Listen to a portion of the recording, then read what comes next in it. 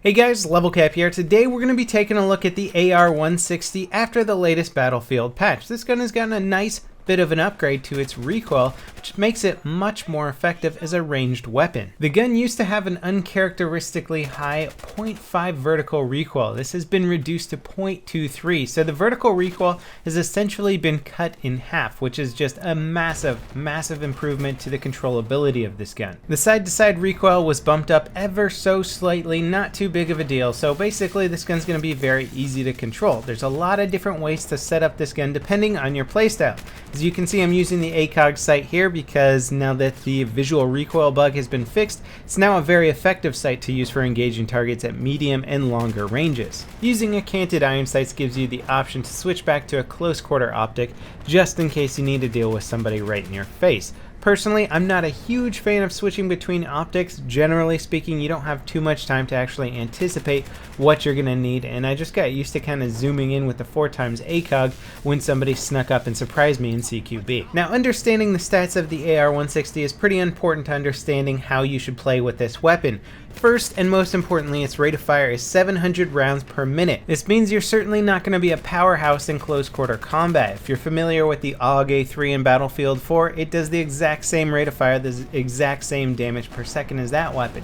It's certainly capable in CQB, but you will get outdamaged by a lot of the powerhouse weapons like the AEK. So by controlling your engagements and setting yourself up to engage people at medium to longer ranges, you're really going to be getting the advantage with this weapon. Now, of course, you're not going to be able to control your engagements in all situations. Some maps are just too chaotic, and sometimes the enemy team is just destroying you and you don't really have a line of defense. And in that situation, it's perfectly fine to ignore the gun that you're perhaps trying to unlock things for and just switch over to a weapon that's going to be more suited for the situation at hand. Now, I did try a lot of different setups for this weapon. As you can see here, I've got the angled foregrip. Later, I'll be changing it up to the stubby grip, and I'll be using different kinds of barrel compensators. And I ended up really enjoying the stubby grip and just normal compensator combination. The gun does have a little bit of side-to-side recoil, and the normal compensator pretty much gets rid of that, making it a very easy and agreeable weapon to use at any range. Now, when looking over the stats of this weapon, I noticed just how similar it is to the AUG-A3. In fact, it's almost identical in many ways.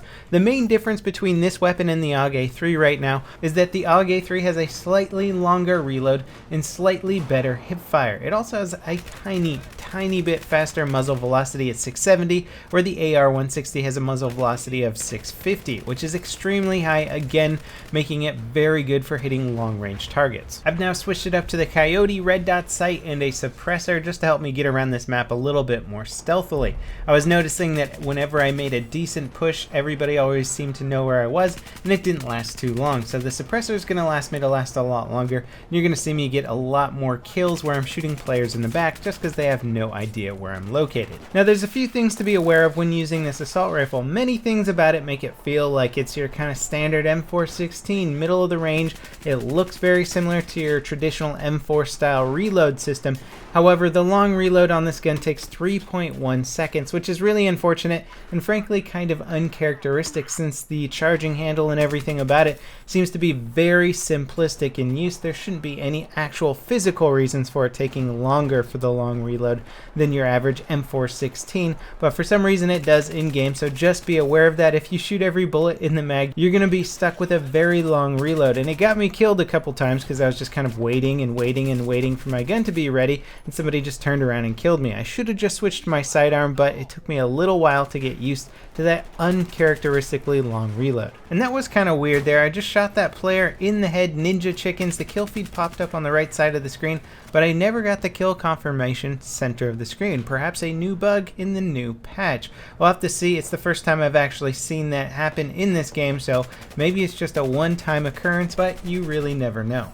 And speaking of the last patch, one of my favorite little improvements is that mini-map side, lower left-hand corner. I've really adjusted to 150% size there.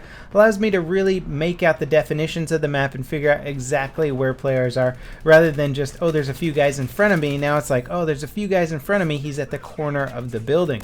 Just much easier to read the details. And I haven't played around too much with the opacity of friendly and enemy markers on the screen, but you will notice that a lot of things kind of fade out and fade back back in depending on how close they are to your center crosshair, and it's a really simple but nice way to declutter the screen, especially for target acquisition, which was a huge deal in Battlefield for essentially the past year. Now, one of the main focuses on the next big initiative with updating Battlefield 4 is balancing vehicles, tweaking vehicles, and that sort of thing.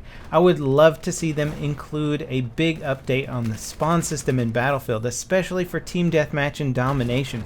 The spawn system is just really bad right now. Players spawning in behind the other team, two teams spawning on the same side of the map at the same time, which doesn't make any sense whatsoever. It would be really nice if they completely overhauled the whole system, because as much as I like playing team-oriented game modes, TDM and domination are certainly a lot of fun for me, and it's a good way to practice with guns and just get a good feel for the game. But when they have such a broken spawn system where you're spawning into insta-deaths all the time, it really makes you wonder how much time they even put into balancing the system in the first place. So I would love to see that included on some of the core gameplay improvements for the next big patch push. Now, overall, I'm really liking the AR160. It's not a powerhouse weapon, so don't ever think that it's going to replace something like the AK if you just absolutely want to wreck house in a server. However, for especially console gaming, I recommend trying it out because the recoil is now so easy to manage. It's going to be a nice, accurate weapon, especially for dropping people at medium to longer ranges. And I really like the fact that they're trying to make guns a little bit easier to use, balance them out, not necessarily make them balanced with all the weapons in the game,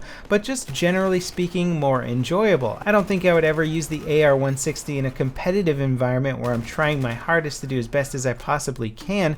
However, it's still enjoyable to use, and I don't ever feel like I'm getting completely outgunned just because I'm using an AR160. If I lose a firefight, it's usually because somebody got the jump on me, so I don't feel restricted because of the weapon as much. So anyway, when this assault rifle first came out, it certainly wasn't very good. A lot of people picked it up and kind of put it down immediately, but if you were one of those people and you haven't gone back to it since, try it out now. It's definitely a good gun to use, and it's very enjoyable. As always, guys, thanks for watching. Let me know what you're enjoying most about the new patch in the comments section, and I'll see you next time. This is LevelCap signing off.